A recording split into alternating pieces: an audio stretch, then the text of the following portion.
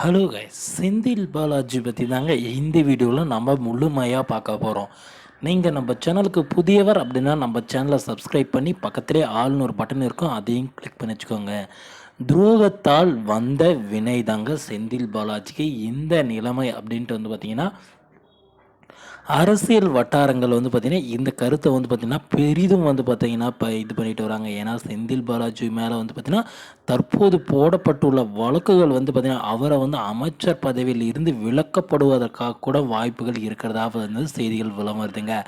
இவர் வந்து பார்த்திங்கன்னா அதிமுகவில் செயல்பட்டு இருக்குள்ள வந்து பார்த்திங்கன்னா அம்மாவின் செல்லப்பிள்ளை அப்படின்லாம் அழைக்கப்பட்டாருங்க. அதுக்கப்புறமா வந்து பார்த்திங்கன்னா அம்மா இறந்த பிறகு வந்து பார்த்திங்கன்னா அப்படியே டிடிவி தினகரன் பக்கம் வந்தாருங்க, அம்மா மக்கள் முன்னேற்ற கழகத்தில். அதில் போயிட்டு அதாவது நம்ம டிடிவி தினகரன் வந்து முதலமைச்சர் ஆகலை அப்படின்னா நான் தூக்குல தொங்க ரெடி கூட அப்படின்ற மாதிரிலாம் கூட சொன்னாருங்க.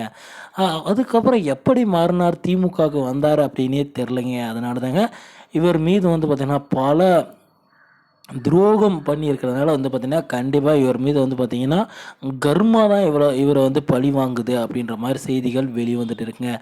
இவர் வந்து பார்த்திங்கன்னா அதிமுகவில் ஒர்க் பண்ணிட்டு இருக்குள்ள வந்து பார்த்திங்கன்னா அதிமுகவோட அமைச்சராக இருக்கக்குள்ள போக்குவரத்து துறையில் வந்து பார்த்திங்கன்னா பல ஊழல்களை இவர் பண்ணியிருக்கிறதா வந்து பார்த்திங்கன்னா தற்போதைய அமைச்சராக இருக்கும்போது வந்து பார்த்திங்கன்னா முன்னாள் அமைச்சர்கள் வந்து பார்த்திங்கன்னா இவரை சொல்லியிருக்காங்க. அதாவது குறிப்பாக வந்து பார்த்திங்கன்னா எடப்பாடி பழனிசாமி கூட சொல்லியிருக்காருங்க. மற்றும் பாரதிய ஜனதா கட்சியிலும் வந்து பார்த்திங்கன்னா ஒரு பக்கம் போர்க்கொடியை எடுத்திருக்காங்க. ஏன்னா போக்குவரத்துறை அமைச்சராக இருக்கக்குள்ள வந்து பார்த்திங்கன்னா பாமர மக்களிடம் வந்து பார்த்திங்கன்னா கிட்டத்தட்ட லட்சக்கணக்கில் வந்து பார்த்திங்கன்னா மோசடியை அதாவது வேலை வாங்கி தருவதாக சொல்லி வந்து பார்த்திங்கன்னா வேலை வந்து பார்த்திங்கன்னா ஒரு 10 பேருக்கு இருக்குது அப்படின்னா 20 பேர்கிட்ட சம்பளத்தை காசை வாங்கி 10 பேர் இல்லை 5 பேரை மட்டும் நியமனம் பண்ணிவிட்டு மற்றவங்களுக்கு காசு ரிட்டர்ன் பண்ணாமல் அதுக்கப்புறம் ஆட்சிக்கு வந்து பின்னாடி எதுவுமே பண்ணாமல் வந்ததுனால வந்து பார்த்திங்கன்னா செந்தில் பாலாஜி அது ஒரு பெரிய வழக்கில் மாட்டிகிட்டு இருக்காருங்க. அதுக்கப்புறமா வந்து பார்த்திங்கன்னா தற்போது வந்து பார்த்தீங்கன்னா டாஸ்மார்க் ஊழல், மின்சாரத்துறை ஊழல் அப்படின்னு ஊழலிலே இருக்காருங்க. இந்த இப்போ இருக்கிற ஸ்டாலின் ஐயா அவர்களே வந்து பார்த்தீங்கன்னா இவரை வந்து பார்த்தீங்கன்னா கரூரில் ஒரு மின்சார திருடன் அப்படின்ற மாதிரி கூட சொல்லியிருந்தாருங்க.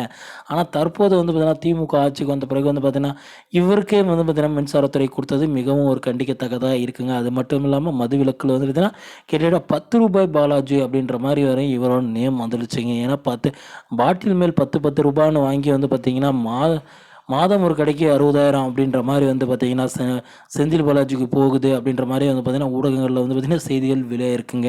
இதனால் இவர் மீது வழக்குகள் வர காரணம் வந்து பார்த்திங்கன்னா இவரோட என்ன காரணம் அப்படின்னா இவரோட துரோகம் பண்ணதுக்கான விளைவை தான் இப்பொழுது சந்திச்சுட்டு இருக்காரு அப்படின்ற மாதிரி செய்திகள் வெளிவருதுங்க.